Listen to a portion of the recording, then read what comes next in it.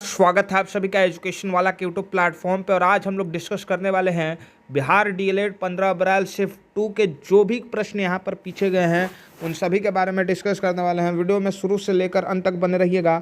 100% जो है वो यहाँ पर रियल प्रश्न आप सभी के लिए लेकर के मैं आ गया हूँ।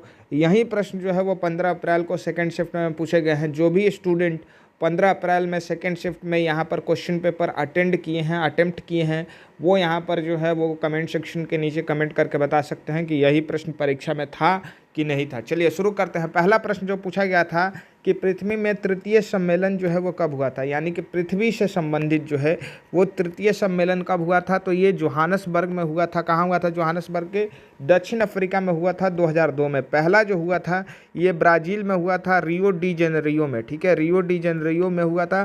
कब हुआ था? 1992 में हुआ था। और दूसरा जो हुआ था वो 1997 में हुआ था, न्यूयॉर्क में। ठीक है, न्यूयॉर्क अमेरिका में ये हुआ था। ठीक है, तो पहला प्रश्न क्या है? प्रथम पृथ्वी से संबंधित तृतीय सम्मेलन कहाँ हुआ था? तो जोहानसबर्ग दक्षिण अफ्रीका में।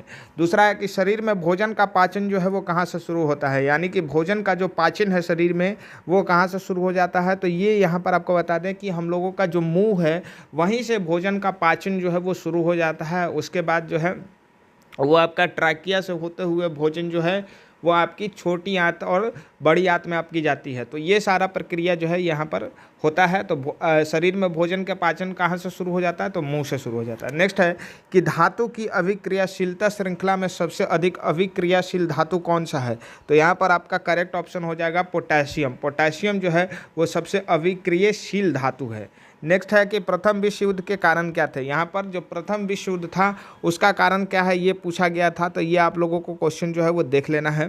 नेक्स्ट है कि प्रोटीन का संश्लेषण जो है वो कहाँ होता है? तो प्रोटीन का संश्लेषण जो है वो राइबोसोम में होता है। कहाँ होता है? राइबोसोम में होता है। क्वेश्चन नंबर 6 है हम लोगों का कि नर्मदा बचाओ कौन सा बांध या नदी से संबंधित है? तो ये सरदार सरोवर परियोजना से संबंधित है। नर्मदा बचाओ किससे संबंधित है? सरदार सरोवर परियोजना से संबंधित है। नेक्स्ट है कि कोयला क्या है? नवीकरणीय ऊर्जा है या अनवीकरणीय ऊर्जा है? तो कोयला जो है वो अनवीकरणीय ऊर्जा है यानी कि नॉन रिन्यूएबल एनर्जी है।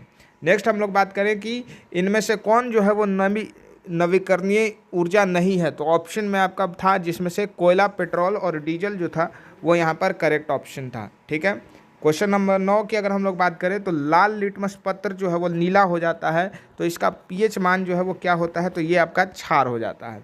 ठीक है, नेक्स्ट क्वेश्चन है कि 6 से 14 वर्ष के आयु के छात्रों की पढ़ाई किस मौलिक अधिकार में है? तो ये संविधान के 21A अनुच्छेद में जो है वो यहाँ पर मेंशन किया गया है। नेक्स्ट है कि कागज़ का आविष्कार जो है वो सबसे पहले किस देश ने किया है?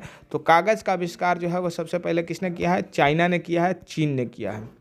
ठीक है, क्वेश्चन नंबर हमारा नेक्स्ट है कि इसमें से बायोगैस जो है वो किसको कहते हैं? तो ऑप्शन आपका था जिसमें से करेक्ट ऑप्शन होगा मीथेन, इथेन और गोबर।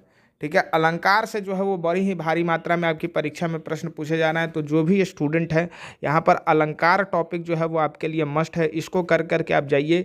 हर एक बार जो है वो हर एक शिफ्ट में 5 से 10 प्रश्न जो है वो अलंकार से आ रहा है हिंदी में से, तो बहुत ही इंपॉर्टेंट है। इसके अलावा समास और छंद से जो है वो प्रश्न पूछे जा रहे हैं। 2 से 5 प्रश्न जो है वो समास और छंद से यहाँ पर निकल करके आ रहे हैं। मैथ में अधिकतर प्रश्न आपका जो है वो त्रिकोणमिति से, प्रतिशत से पूछा जा रहा है, हानि एवं लाभ से पूछा जा रहा है। ठीक है, एरिया भी जो है आयत का एरिया हो गया, वर्ग का एरिया हो गया, ये सब क्वेश्चन जो है आपका पूछा जा रहा है।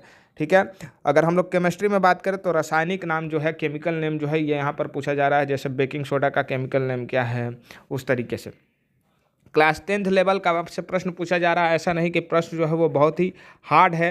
ठीक है, आपसे जो है वो मॉडरेट लेवल का प्रश्न पूछा जा रहा है। अगर आप बेसिक 10th क्लास तक के टॉपिक को पढ़ करके बढ़िया से जाते हैं तो आप यहाँ पे आराम से जो है वो 90% प्लस जो है आपका क्वेश्चन जो है वो सही होने वाला है। तो ये था 15 अप्रैल शिफ्ट 2 का क्वेश्चन। जल्द ही 16 अप्रैल शिफ्ट 1 का क्वेश्चन जो है वो लेकर के आप सभी के सामने मैं उपस्थित होऊंगा। वीडियो देखने के लिए आप सभी का बहुत बहुत धन्यवाद। Thank you very much for watching this video.